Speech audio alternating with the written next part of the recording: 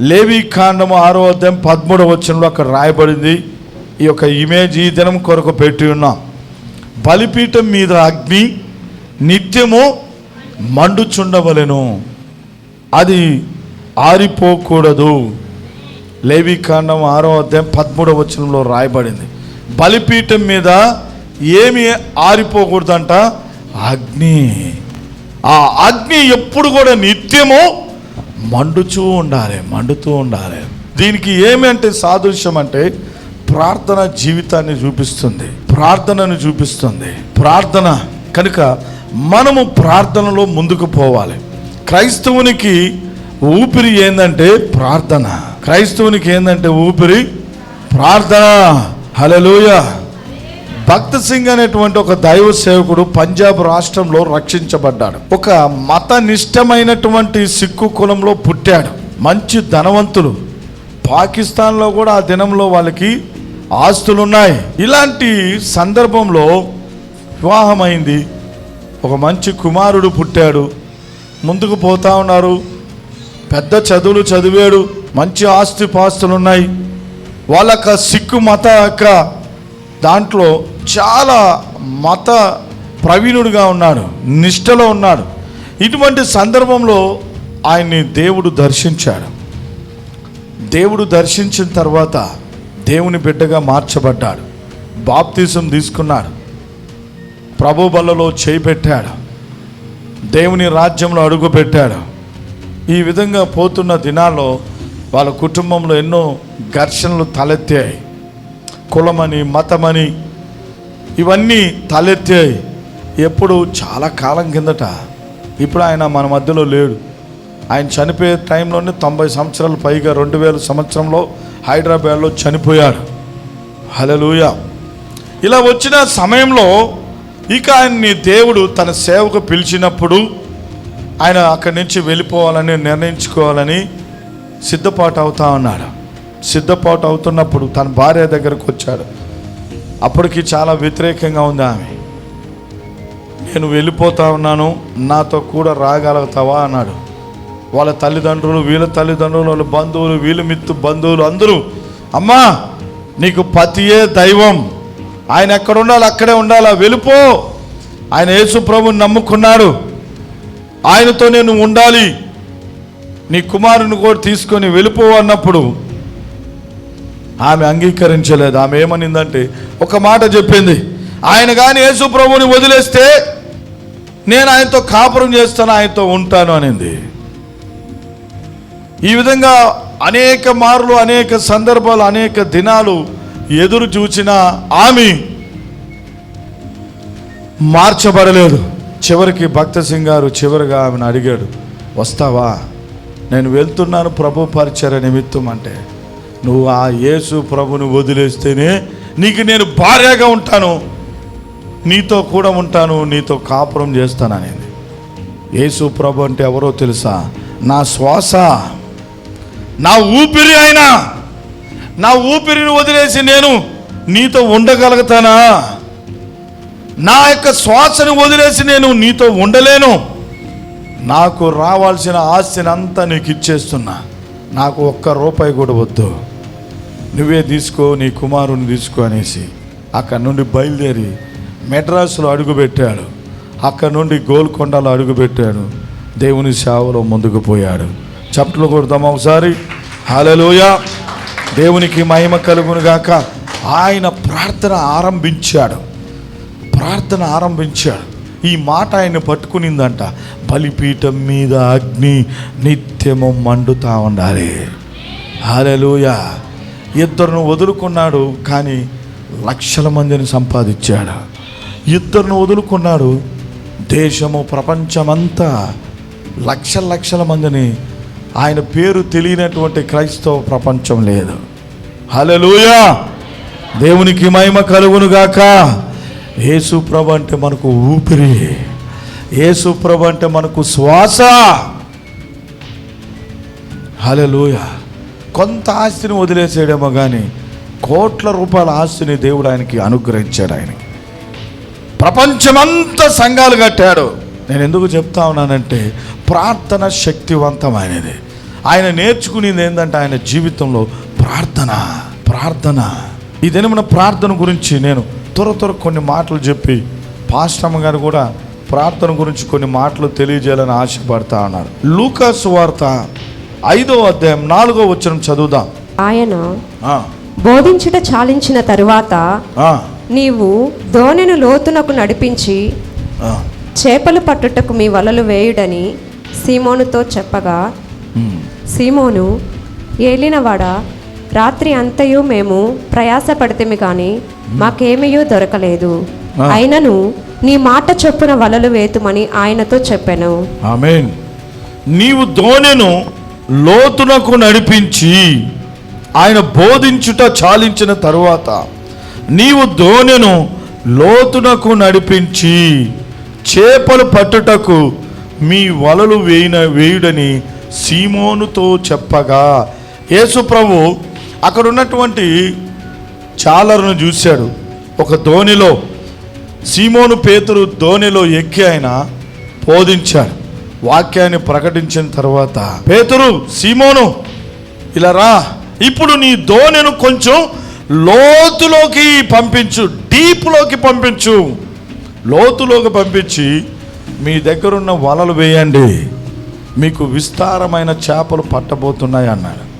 అప్పుడు సీమోను అంటున్నాడు, బోధకుడా, రాత్రి అంతయు మేము శ్రమపడ్డాం, వలలు వేశాం, లోతులో వేశాం, ఇంకా లోతులో వేశాం, చాలా విస్తారంగా మేము శ్రమపడ్డాం, కానీ ఒక్క చేప కూడా పడలేదు.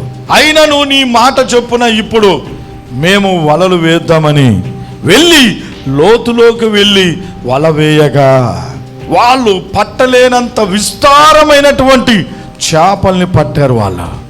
హల్లెలూయా, దేవునికి మహిమ కలుగును గాక. చూడండి, ప్రభు అంటున్నాడు, ఆయన మాట ఏమంటున్నాడంటే, ఆయన మాట చెప్తున్నారు, మీరు లోతులోకి వెళ్ళండి, లోతులోకి వెళ్ళి మీ వల వేయాలి. దేవుని వాక్యము మనకు కావాలి. అదే సమయంలో మనకేం కావాలంటే లోతైన ప్రార్థన అనుభవం కావాలి. లోతులోకి మనం వెళ్ళాలి. ఈ దినమున మీకు అదే నేను తెలియజేయాలని ఆశపడుతున్నాను. డీప్ ప్రేయర్, ప్రార్థన చేస్తున్నాం, ఇంకా లోతైన ప్రార్థనలోకి మనం వెళ్ళాలి. లోతైనటువంటి ఆ క్రియలు మనం చూడాలి. ఎవరైతే లోతైన ప్రార్థన చేస్తారో, డీపెస్ట్ ఆ ప్రేయర్లో పోతారో, ఇర్మియా గ్రంథం అంటుంది 33వ అధ్యాయం 3వ వచనంలో, నాకు మొర్ర పెట్టండి, నేను మీకు ఉత్తరం ఇచ్చేదను, మీరు గ్రహించలేని గొప్ప సంగతులను, గూఢమైన విషయాలను మీకు నేను తెలియజేసేదను. మామూలు ప్రార్థన చేసే వాళ్ళకి కాదు అది, లోతైన అనుభవం కలిగిన వాళ్ళకి లోతైన విషయాలు మనకు తెలియబడతాయి.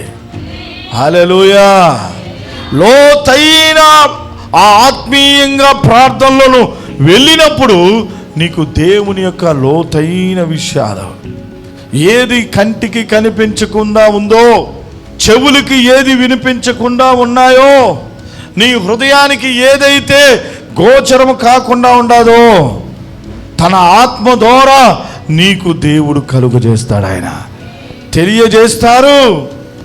ఎందుకు ఈ దినాల్లో క్రైస్తవులు బలహీనలుగా అయిపోతున్నారు, బలహీనలుగా మారిపోతున్నారు. చిన్న చిన్న వాటికి బలహీనలుగా అయిపోతున్నారు. చిన్న చిన్న సమస్యలకి, చిన్న చిన్న శ్రమలకి ఏమైపోతున్నారంటే కృంగిపోతూ ఉన్నారు.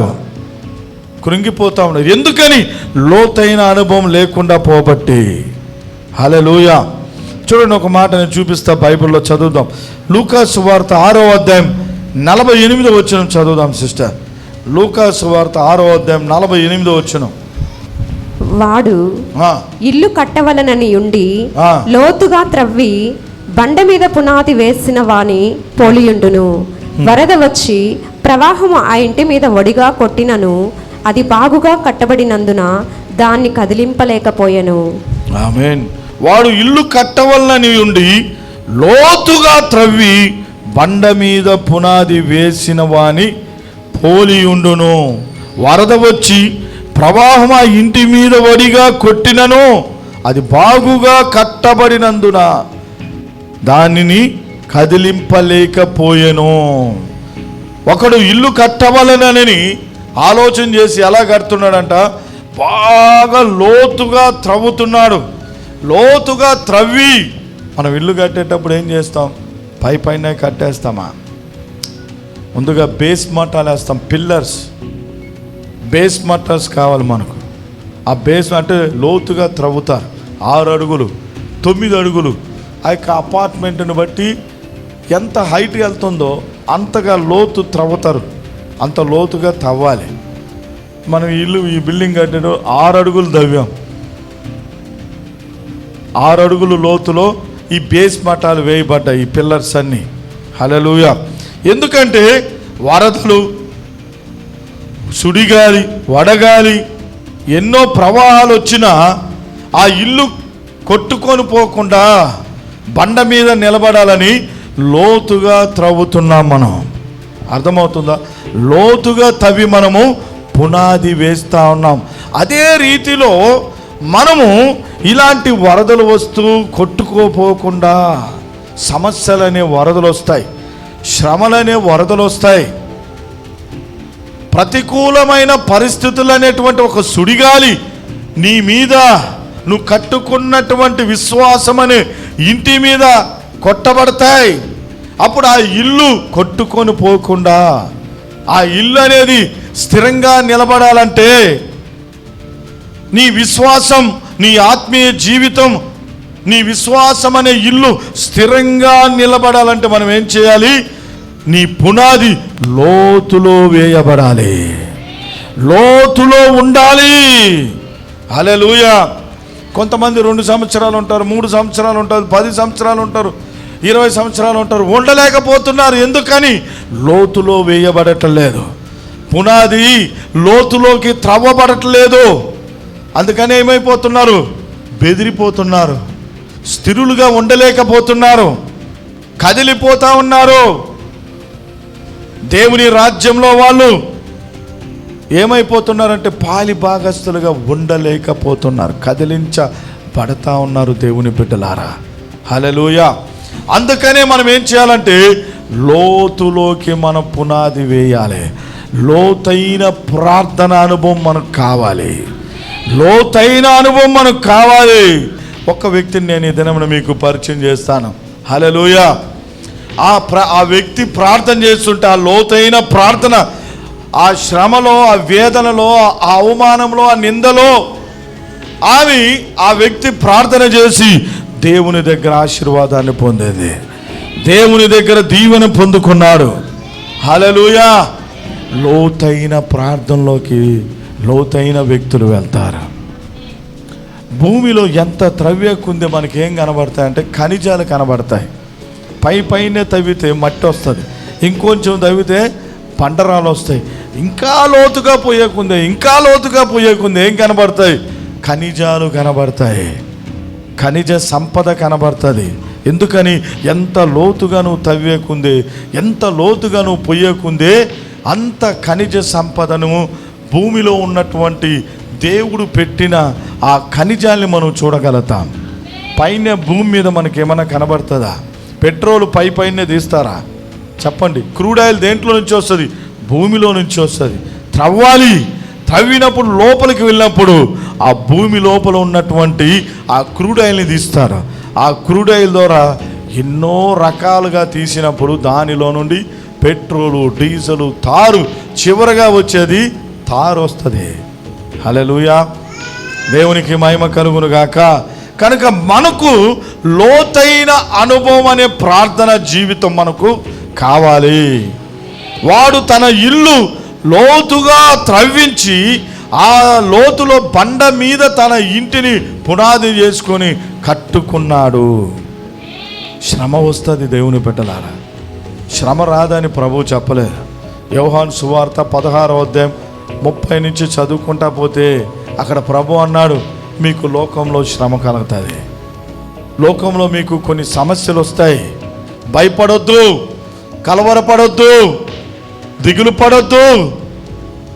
అయినా కానీ నేను లోకాన్ని జయించుచున్నాను, నేను లోకాన్ని జయించి ఉన్నాను, మీరు కూడా జయిస్తారన్నాడు. ఎప్పుడు లోతైన ప్రార్థన కావాలి, మంచి ప్రార్థన కావాలి. పిల్లల్ని ఏం చేస్తారో తెలుసా మీరు? పిల్లలకి ఈ ప్రార్థన వాళ్ళు పెద్ద అయ్యేలోగా లోతైన ప్రార్థన అనుభవంలోకి వెళ్ళిపోవాలి. చిన్నతనంలోనే 5-6 సంవత్సరాల వయసులో ఒక అధ్యాయం అన్న బైబిల్ చదివేటట్లుగా చేయాలి. వినండి బాగా, ఒక అధ్యాయమైన బైబిల్ చదివేటట్లుగా నేర్పియాలి. ఇంకొంచెం పెరిగిన తర్వాత ఒక 2-3 అధ్యాయాలు చదివియాలి. ఇంకా కొంచెం టీనేజ్లో వచ్చిన తర్వాత రోజుకు ఒక 5-6 అధ్యాయాలు చదవాలి.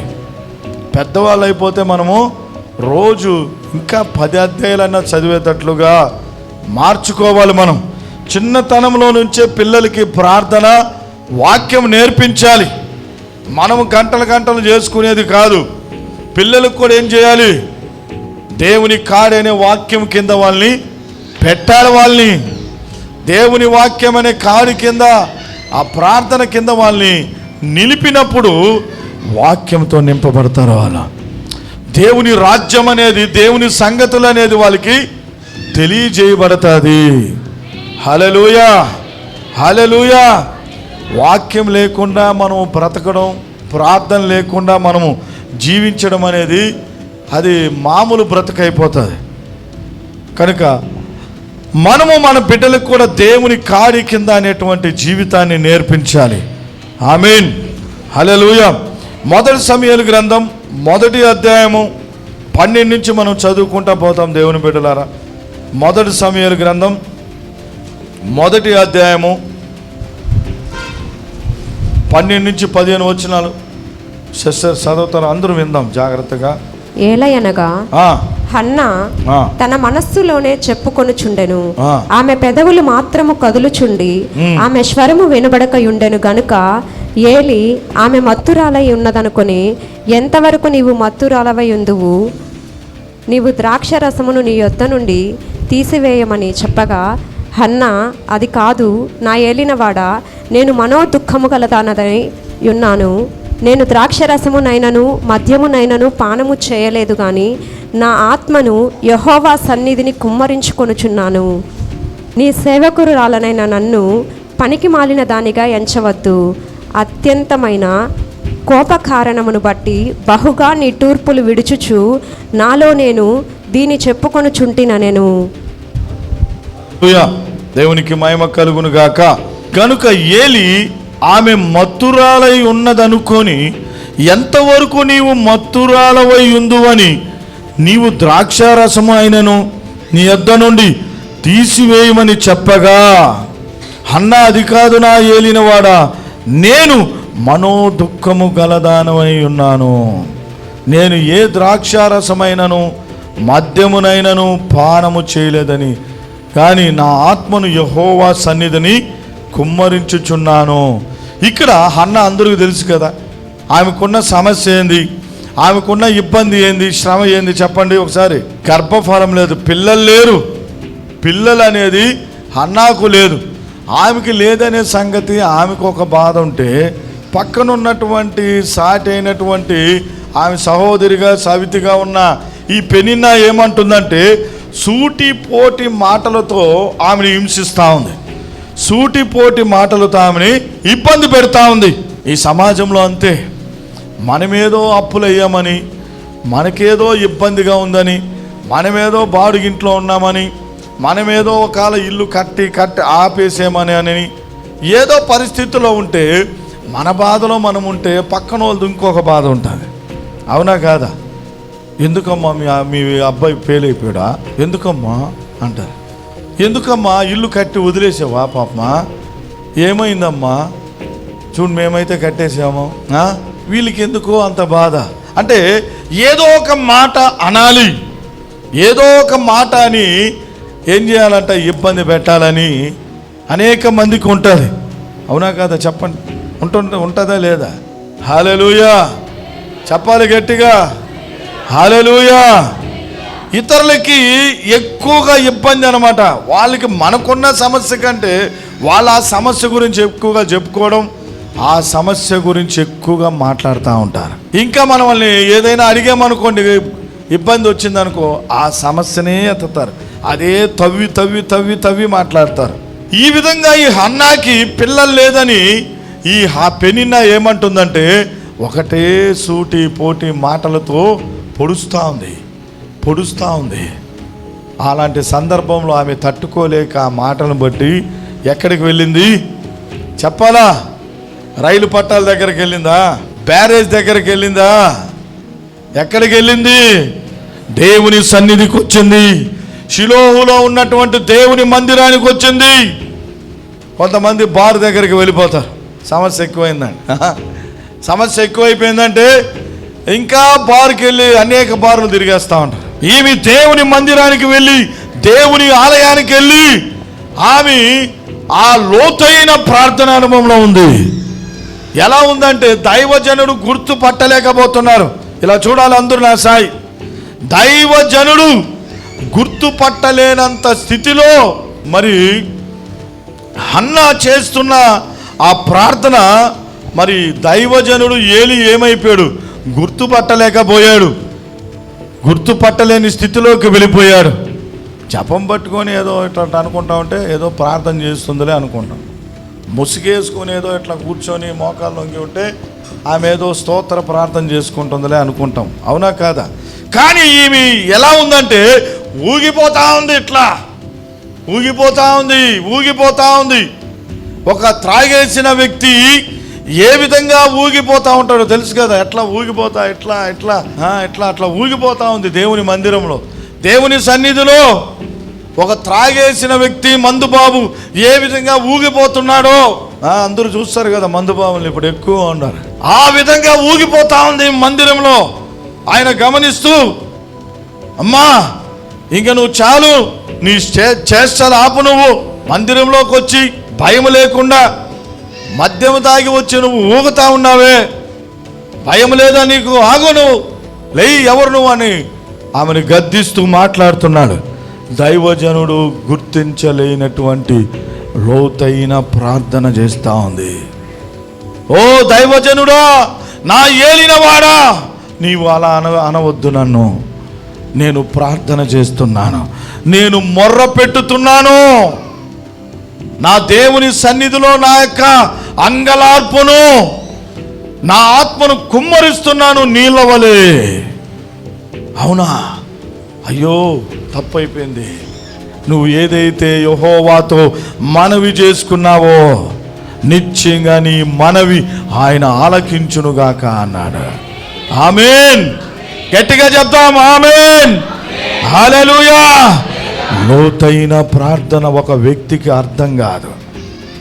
మనం లోతైన స్థితిలోకి వెళ్ళి నువ్వు ప్రార్థన చేస్తుంటే బయట ప్రపంచం ఏమి చేస్తుందో నీకు అర్థం కాదు. వాళ్ళకి నువ్వు ఎలా ఉన్నావో నీకు తెలియదు. అర్థమైందా? సంజయ్, హలో చర్చ్, ప్రార్థన అంటే ఏదో చేస్తారు, టక్కని చిన్న శబ్దం వచ్చింది, పిల్లి శబ్దమా? అందుకే పౌలు భక్తుడు అన్నాడు, కాలాన్ని బట్టి చూస్తే అయ్యో మీరు ఇంకా ఎలా ఉన్నారు? పాలు తాగే స్థితిలో ఉన్నారు, ఏలు పెట్టుకునే స్థితిలో ఉన్నారు. ఎలా ఉండాలి? పవర్తో ఉండాలి, శక్తితో ఉండాలి, బలముతో ఉండాలి. మన దేవుడు ఏమన్నా చేతకాని దేవుడా? చెప్పండి. ఆయన నిన్ను దీవించడా? నీకు జ్ఞానమునివ్వడా? నీకు అద్భుతాలు చేయడా? ఆశ్చర్యమైన కార్యాలు చేయడా? నీ తండ్రే నువ్వు ఆహారం అడిగితే, రొట్టెని అడిగితే రాయినిస్తాడా? చేపని అడిగితే పామునిస్తాడా? తేలినిస్తాడా? ఓ బుద్ధి లేని వాళ్ళారా, నా మాట వినండి. నీ పరలోకపు తండ్రి నీకు నిశ్చయముగా గొప్ప ఈవులను అనుగ్రహించును. చప్పట్లు కొడతాం దేవుని బిడ్డలారా. దేవుడు ఇవ్వడా? ఊహించు వాటి కంటే, అడుగు వాటి కంటే గొప్పగా ఇచ్చే దేవుడు మన దేవుడు. నువ్వు గొప్ప స్థితిలో రావాలని కోరుకుంటాడు ఆయన. నువ్వు మంచి స్థితిలో నిలబడాలని కోరుకుంటాడు దేవుడు. హల్లెలూయా. దేవుని నామానికి మహిమ కలుగును గాక. కానీ ప్రారంభంలో మనం నడిచే నడవళ్ళకో జనాలకి అర్థం కాదు. ఏదో వీళ్ళేందో చేస్తున్నారు ఏందో అనుకుంటారు. కానీ నీ ప్రార్థన, నీ జీవితం ఆ లోతైన స్థితి ఏమవుతుందో తెలుసా? నువ్వు ఎంత లోతులోకి వెళ్తున్నావో ఒక్కసారి అంత హైలోకి వెళ్ళి దీపపు స్తంభం మీద ఉన్న దీపపు వెలుగులాగా నువ్వు ప్రకాశిస్తా. ఎంత లోతైన ప్రార్థన అనుభవంలోకి సమస్యలు వస్తున్నా, ఇబ్బందులు వస్తున్నా, నువ్వు ప్రార్థన వదలకుండా ఆ ప్రార్థనలో డీప్గా పోతా ఉంటే ఇంకా కొండ మీద ఉన్న పట్టణపు వెలుగు వలె ప్రకాశిస్తా. హల్లెలూయా. కొండ మీద ఉన్న పట్టణం కనబడకుండా ఉంటుందా? దీపస్తంభం మీద ఉన్న దీపపు వెలుగు ప్రకాశించకుండా ఉంటుందా? చెప్పండి. ప్రార్థన చేయాలి, ప్రార్థన చేయాలి, ప్రార్థనలో ఎదగండి. లోతైన ప్రార్థన జీవితాలు మనకు కావాలి. లోతుగా వెళ్ళాలి, లోతుగా వెళ్ళాలి. తవ్వండి ప్రార్థనలో, దేవుని మనసును తవ్వండి, దేవుని హృదయాన్ని తవ్వండి, దగ్గరికి వెళ్ళండి. ఆయన ప్రేమను రుచి చూడండి, ఆయన శక్తిని రుచి చూడండి, ఆయన బాహువును రుచి చూడండి, ఆయన అద్భుతాలని రుచి చూడండి. ఎప్పుడు? లోతు అనుభవంలో, ప్రార్థన లోతుకి వెళ్ళండి. ఈ లోకం మనకి ఏమనిపించదు. అప్పుడు ఈ లోకం వైపు చూస్తుంటే అంత జీరోలా కనబడతా ఉంటుంది. హల్లెలూయా, హల్లెలూయా. అన్న అదే చేసింది, ప్రార్థనలో లోతుగా వెళ్ళిపోయింది. లోతైన అనుభవంలో వెళ్ళిపోయి ఏలీకి, దైవజనుడికి గుర్తుపట్టలేకపోయాడు. మత్తురాలనుకున్నాడు, మందు తాగేసింది అనుకున్నాడు, మద్యపానం చేసినట్లుగా అనుకున్నాడు ఆయన. కానీ ఆ విధంగా లేదు ఆమె. డీపెస్ట్ ప్రేయర్లో ఉంది, డీపెస్ట్ ప్రేయర్లో ఉంది. అపోస్తుల కార్యం 2వ అధ్యాయం 13వ వచనం చదివితే, కొందరైతే వీరు క్రొత్త మద్యముతో నిండి ఉన్నారని అపహాస్యము చేశారంట. ఏం చేశారు చెప్పండి? కొందరు ఏమంటున్నారు? అపోస్తుల కార్యం 2వ అధ్యాయం 13వ వచనంలో ఏదో చదవండి సిస్టర్. కొందరైతే వీరు కొత్త మద్యముతో నిండి ఉన్నారని అపహాస్యము చేసిరి. క్రొత్త మద్యం ఏదో కొత్తగా అపహాస్యం చేస్తున్నారంట. ఎందుకని? వాళ్ళు ప్రార్థన వీళ్ళకి అర్థం కావట్లేదు. అరే వీళ్ళు యూదులే, మనము యూదులమే, వీళ్ళు ప్రార్థన ఏంది, మన ప్రార్థన ఏంది అని వ్యత్యాసం చూస్తే ఎలా ఉంది? వాళ్ళకి నవ్వు వస్తూ ఉంది. ఏదో కొత్త మద్యము మన గవర్నమెంట్ వాళ్ళు వదిలినట్టున్నారు, అది వీళ్ళు కొత్తగా తాగేసినట్టున్నారు. ఈ పెంతెకోస్తు పండగ దినములో, పండగలో ఏం చేస్తారు? ఫుల్లుగా తాగుతారా లేదా? వాడికి దేవుని పాటలు తెలియదు, ఇంకా సినిమా పాటలు తెలియదు. ఏ పాట అనేది నేను డ్యాన్స్ చేస్తా అంటాడు. ఏ పాట రాని, ఏ మ్యూజిక్ అయినా రాని, తాగేసిన వాడికి ఏముంటది? ఏ పాట అయినా. వీరేదో కొత్త మద్యమును సేవించున్నారని వాళ్ళని అనుకుంటూ అపహాస్యము చేశారంట. అప్పుడు పేతురు భక్తుడు లేచి అంటున్నాడు, మేము కొత్త మద్యము కాదు, పాత మద్యము కాదు, ఏ మద్యము తాగలేదు. యోవేలు ప్రవచించిన ప్రవచనాన్ని, ఆ పరిశుద్ధాత్మ శక్తితో కూడిన అనుభవాన్ని మేము పొందుకున్నాం. ఆత్మతో నింపబడ్డాం. మేము ఆత్మతో నింపబడి మేము ప్రార్థన చేస్తూ దేవుని స్తుతిస్తా ఉన్నాం మేము. హల్లెలూయా. అది ఏమనిపిస్తుంది జనాలకి? వెర్రి కేకలు కనబడతా ఉంది. అర్థం కాదు. డీపెస్ట్ ప్రేయర్, డీప్గా మనం ప్రార్థన చేస్తే అర్థం కాదు జనాలకి. భాషలతో మాట్లాడతాం. మనం ఆ విధంగా లోతుగా పోవాలి. దేవుని బిడ్డలారా, లోతైన అనుభవంలోకి పోవాలి. లోతైన అనుభవం. చాలా మందిని ప్రార్థన చేస్తున్నాం, అలాంటి ప్రార్థన కాదు కావాలి. అన్న అలాంటి ప్రార్థన కావాలి. లోతులోకి వెళ్ళండి, లోతైన ప్రార్థనలోకి వెళ్ళండి. నీ మనస్సు, నీ హృదయము దేవుని వైపు కేంద్రీకరించబడాలి. ఆ విధంగా కేంద్రీకరించబడి ఆ అనుభవంతో, ఆ అనుబంధంతో నువ్వు ప్రార్థన చేస్తూ ఉంటే నువ్వు లీనమైపోవాలా. ఆత్మలో పరవశం చెందాలి. ఆత్మలో నువ్వు పరవశం చెందుతూ దేవునితో ఏకాత్మగా మార్చబడి ప్రార్థన చేస్తూ ఉంటే వర్ణింప శక్యము కాని మాటలు నీ నోట నుండి వస్తూ ఉంటాయి. హల్లెలూయా. ఉచ్చరింప శక్యము కాని మాటలు వెలువడుతూ ఉంటాయి. అలాంటి అనుభవంలో పోవాలి. దేవుని రాజ్యం నీతో ఉంటుంది. దేవుని హస్తం నీ మీద కదలుతుంది. అన్ని ఆశ్చర్యమైన కార్యాలు జరుగుతాయి. 2 దినవృత్తాంతాల గ్రంథం 16వ అధ్యాయం 9వ వచనంలో రాయబడినట్లుగా యథార్థ హృదయము కలిగిన వారిని బలపరచుటకై యెహోవా దృష్టి సంచారము చేయుచున్నదంట. ఈ ప్రపంచమంతా దేవుని దృష్టి చూస్తూ ఉన్నాడు. దేవుడు పరలోకం నుండి ఇలా చూస్తూ ఉన్నాడు. ఈ భూమి ఆయనకి ఎంత ఉంది? పాదపీఠం. ఆ పాదం తీసి ఇట్లా చూస్తూ ఉన్నాడు ఈ భూమిని.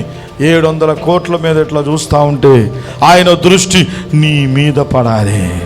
ఆయన దృష్టి వచ్చి నీ మీద పడాలి. నా కుమారుడు ప్రార్థన చేస్తూ ఉన్నాడు, నా కుమార్తె ప్రార్థన చేస్తుంది. ఆ విధమైన ప్రార్థన, ఆయన సంచారం, ఆయన దృష్టి నీ మీద నిలిపినప్పుడు, అలాగే నీ మీద చూశాడనుకోండి, మన లైఫ్ టర్న్ అయిపోతుంది. మన జీవితం మార్పు చెందుతాయి. నీ కుటుంబ పరిస్థితులు మారిపోతాయి.